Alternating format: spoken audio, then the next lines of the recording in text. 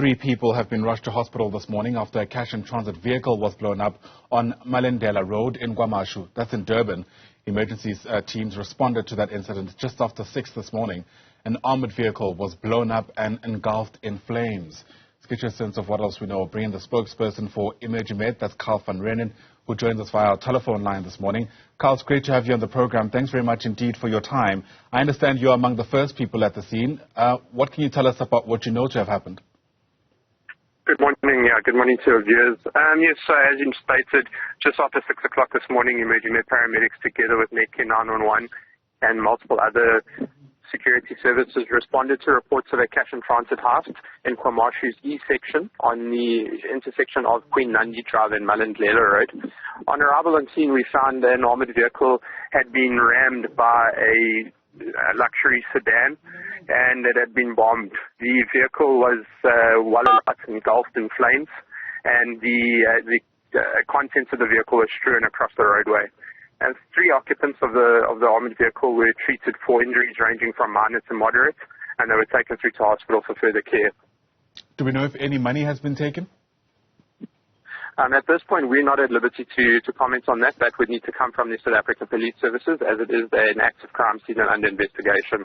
Yeah. Outside of these 3 people who've been rushed to hospital, have there been any other casualties, at least from what you've been able to see? Yeah, so we can confirm that remarkably there were no other injuries because, as I'm sure you viewers will be aware, Malendela Road is one of the main roads in KwaMashu, and it is obviously very busy at that time of the morning with commuters waiting for taxis, etc. But remarkably, no other injuries were reported or noted on scene. Right. What can you tell us about the flow of traffic on that road, at least as you and I speak now? Yes, so now the roadway will remain closed whilst the South African Police Services conduct their necessary investigations, fingerprinting, etc. into the incident. So traffic will be rerouted out of that area and around onto alternative routes. So you can expect severe congestion exiting from KwaMashu onto the M19 and under road routes, as well as the M25 KwaMashu highway coming down onto Chris Hani Road, or the old North Coast Road as it was known before. And of course it will obviously affect the N2 south and north as well. Absolutely. And Carl, would you describe this as an active scene still? Yes, it is an active scene in the instance that it is currently under investigation and in processing by the South African Police Services. However, it is not considered to be a live scene. It is obviously safe at the moment, and the necessary role players are in attendance, and there's no risk to life or anything of that nature. Gosh, we're playing some of the visuals now, and yeah, it's absolutely remarkable that only 3 injuries came out of this particular scene, where it appears cars are completely engulfed in flames. Carl?